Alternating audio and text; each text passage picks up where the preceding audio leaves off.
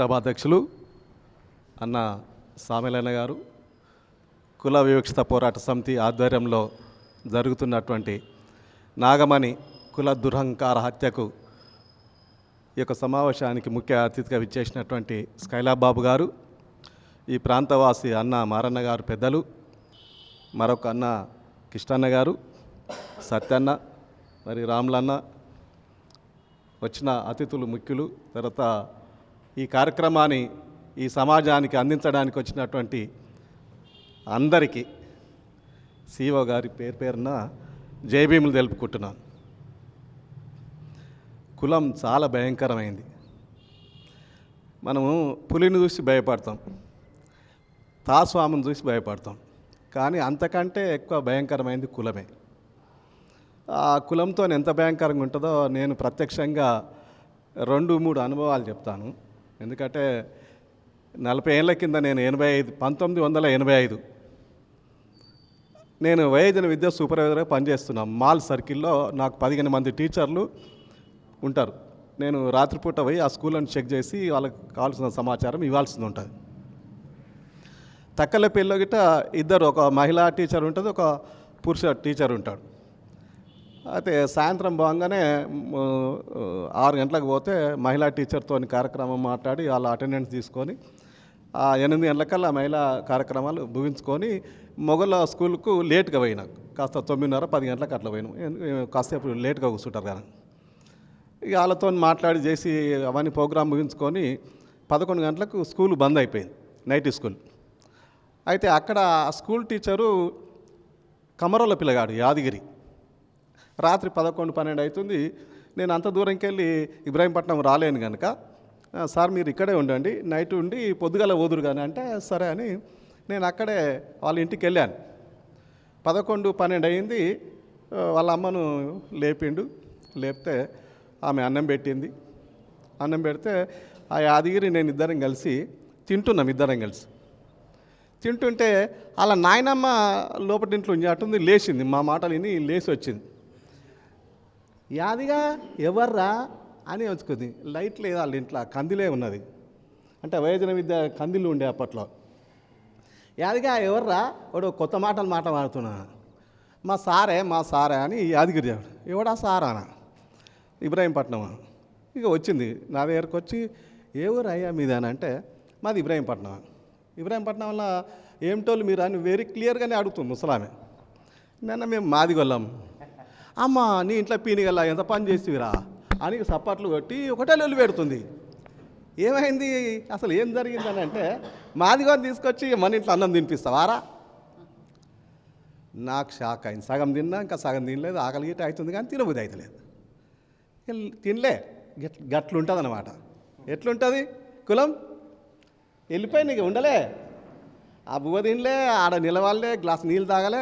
ఇక ఆ రాత్రి యాదగిరి, వద్దు మీ నాయనమ్మతో నీకు ఇబ్బంది అవుతుంది, నాకేం కాదు, నేను వెళ్ళిపోతా అట్లానా అని ఆ రాత్రే రోడ్డు మీద అక్కడ నడుచుకుంటూ వచ్చి ఇక లారీ 3 గంటలకో 4 గంటలకో లారీ ఎక్కి ఇబ్రాహీంపట్నం రావడం జరిగింది.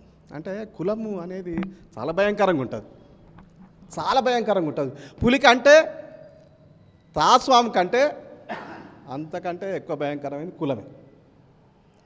ఇది నేను ఒక్కసారి చాలా అనుభవాలు ఉన్నాయి, సమయం లేదు కనుక నేనేం చెప్పదలుచుకోలేదు. అయితే ఈ కులాన్ని నిర్మూలించడానికి మన వంతుగా ఏం చేయాలనేది క్వశ్చన్. నేనేమో మాదిగొల పోరగాని, ఈ అన్న నేను రాముల, నేనేమో మాలల పోరగాని అనుకుందాం. వీళ్ళిద్దరికి మీరు చాలా మాట్లాడతారా, కోమటోళ్ళు బాపనోళ్ళు అని మమ్మల మీద వేస్తారు, కాపోళ్ళు అని తిడుతుంటారు, మీరిద్దరే కలవారు కదా. ఇక్కడ క్వశ్చన్, కలుస్తామా? రైలు పట్టాలు లాగుంటాం ఇంత దూరం. అది మాదిగొల్ల పట్ట, ఇదే మాలల పట్ట. 1987లోనే వనపర్తి అమ్మాయి శారద, ఆ పిల్లని ఆల్రెడీ చింతపట్ల కండక్టర్కు ఎంగేజ్మెంట్ అయి ఉన్నది. అయి ఉంటే ఆ పిల్ల నా దగ్గరికి వచ్చింది. అంకుల్ నేను పలానా పిల్లగాన్ని నేను ప్రేమించిన, నాకు పెళ్ళి చేయమని నా దగ్గరికి వచ్చింది. నేను గిట్ట పోరగానే, అప్పుడు నేనే మేజర్ అయ్యి మిసాలు వచ్చి పెద్ద వయసు గిట్ట లేదు. 87. ఇది ఎవరి భవనం? ఇది మహబూబ్ పాషా గారి భవనం. ఆయన బతుకున్నాడు అప్పుడు. ఇక ధైర్యం చేసినాం ఆ కాలంలో. అప్పటికే ఈ 2-3 సంఘటనలు నాకు అనుభవాలు అయినాయి. నిజమే, మనం కలపాల్సిన అవసరం ఉంది కదా అని ఆ పిల్లను ఈ పక్కనే తురకగూడెం మంద జంగే అని మాదిగొల్ల పిల్లగాడు, వీళ్ళిద్దరూ వనపర్తి హై స్కూల్లో ప్రేమించుకున్నటువంటి ప్రేమద్దంట. వాళ్ళిద్దరు నా దగ్గరికి వస్తే కీసరగుట్టకు తీసుకుపోయి ఆ టెంపుల్లో వాళ్ళకి పెళ్లి చేసి హైదరాబాద్లో ఉంచి, ఆ తర్వాత మహబూబ్నగర్లో ఉంచి, ఒక 6 నెలల తర్వాత ఊర్లో తోలుకొస్తే ఊర్లో పెద్ద జాతర, కప్పాడోళ్ళు తుకవుడప్పులు ఉంటే ఇలా తెలుస్తుంది, పెద్ద జాతర. ఇక వాళ్ళ మామ పోలీసు లక్ష్మీపతి, ఎవరు మన కాగజ్ఘాటు నా క్లాస్మేటే, అరే లంజోడక నేను చంపుతాను కత్తి తీసుకొని న్యాయం పడబడ్డాడు. ఉంటుంది సహజంగా, వాళ్ళ సొంత మేనమామ. ఇక ఆయనకు కౌన్సిలింగ్ ఇప్పించి ఒప్పించి మెప్పించి కాపురం చేస్తే ఆ పిల్లగాన్ని ఒక మూడు సంవత్సరాల తర్వాత వాళ్ళ అక్క వాళ్ళ బావ ఇంట్లో పెళ్ళి అవుతుంది తాడిపర్తిలో. వీళ్ళని పిలిచారు పెళ్ళికి రమ్మని. పిల్లగాని ఇద్దరు దూరం ఉంటున్నారు వీళ్ళు. అప్పటికి మహబూబ్ పాషా గారితో ఆయన జిల్లా కమిటీలో మెంబర్గా ఉన్నాడు కనుక, కోఆప్షన్ మెంబర్ ఉన్నాడు కనుక ఆ అమ్మాయికి అంగన్వాడీ స్కూల్ టీచర్గా ఉద్యోగం ఇప్పించాం. ఉద్యోగం చేసుకుంటున్న క్రమంలో వాళ్ళు ఇద్దరు పిలిపిస్తే పెళ్ళికి పోయారు. పెళ్ళికి పోతే వాళ్ళ బావ వాళ్ళ అక్క ఇంట్లో పెళ్ళి అవుతుంది. అక్కడ ఉన్నటువంటి మాలలు ఆ పొరగాన్ని చంపడానికి ప్రయత్నం చేస్తే బంగ్లా మీదకి ఎక్కాడు. బంగ్లా మీదకి వెళ్ళితే ఎంబడి పడితే కిందికి దుంకి పాపై రావడం జరిగింది. ఎవరు ఎంబడిపడ్డారు? ఎంబడిపడ్డారు కాపలు కర్ణమల్లు కాదు, మాలవులే ఎంబడిపడ్డారు. చంపేస్తామని మాదిగొల్ల పొరగాన్ని. అంటే ఆ సంఘటనలన్నీ ఈ ప్రాంతంలో ఏం జరుగుతుందో తెలవాలని దయచేసి మీకు చెప్తున్నాం. మరి ఆ సంఘటన నుంచి తీసుకొచ్చి వాళ్ళని మళ్ళా దాపెట్టి కాపాడి వాళ్ళ సంరక్షణ చేసి బైర్మాలగూడలో ఉంచిన తర్వాత వాళ్ళకి ఇప్పుడు ఒక కొడుకు 3 పిల్లలు ఉన్నారు. ఇప్పుడు ఎవరికి అలా 2 బిడ్డలను మాలలు చేసుకోవాలా మాదిగలు చేసుకోవాలా? తల్లేమో మాల, తండ్రి ఏమో మాదిగా. ఇప్పుడు జంగే చనిపోయాడు, అనారోగ్యంతో చనిపోయాడు. ఆ పిల్లలు ఇద్దరిట పోస్ట్ గ్రాడ్యుయేట్ వరకు చదువుకుంటున్నారు. అంటే ఈ సమాజం ఎడలో మనం అందరం మార్పు కోరే క్రమంలో మాల మాదిగా వేరు కాదు, 59 కులాలు గిట ఒకటే. అంటే అణచివేయబడ్డ కులాలలో సమసమాజ నిర్మాణంలో ఒక్కొక్కరి పాత్ర ఒక్కొక్క తీరు ఉంటుంది.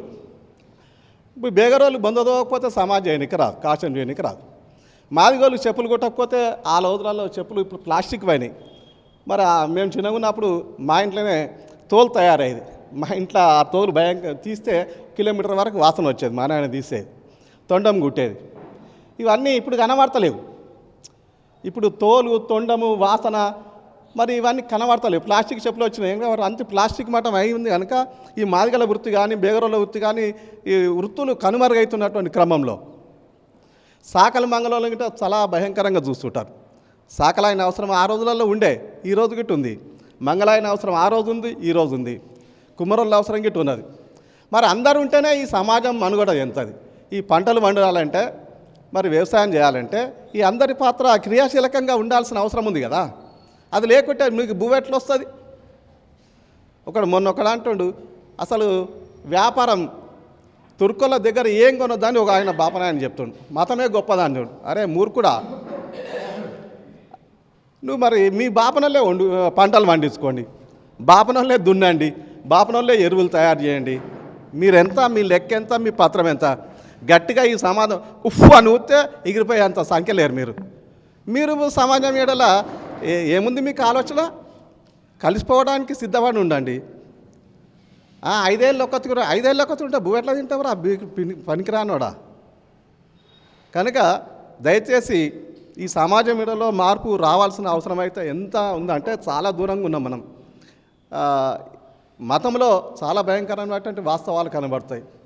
నేను హిందూ మతానికి దూరంగానే ఉన్నా. ఎందుకంటే మా నాయన నాకంటే మొదగాలే క్రైస్తవ మతంలో ఉన్నాడు కనుక ఈ పోషమ్మకు ఇంకో దానికి ఎందుకు నువ్వు మారినావని మా నాయనని అడిగాను నేను. వీళ్ళెవరు ఆ టెంపుల్కి రానియలేరా? ఈ టెంపుల్కి రానిచ్చుంటే ఆ క్రైస్తవ మతంలో పోవాల్సిన అవసరమే లేకుండే కదా. మరి ఇవన్నీ ఉన్నాయి. ఇవన్నీ జరగాలంటే ఏం చేయాలి? ఈ సమాజానికి మార్పు కోసం మనం సమయం కేటాయించాల్సిన అవసరం ఉన్నది. సమయం కేటాయించి ఒప్పించి మెప్పించి కరపత్రాలు పోస్టర్లు ఈ సమావేశాలు సభలు పెట్టకపోతే మార్పు జరగదు. చాలా కులము వేళ్ళుని కొన్ని మర్రి చెట్టు ఊడలో ఎట్లా ఎంత భయంకరంగా గట్టిగా ఉంటాయో అంతకంటే ఎక్కువ బలంగా ఉన్నాయి కులం పునాదులు.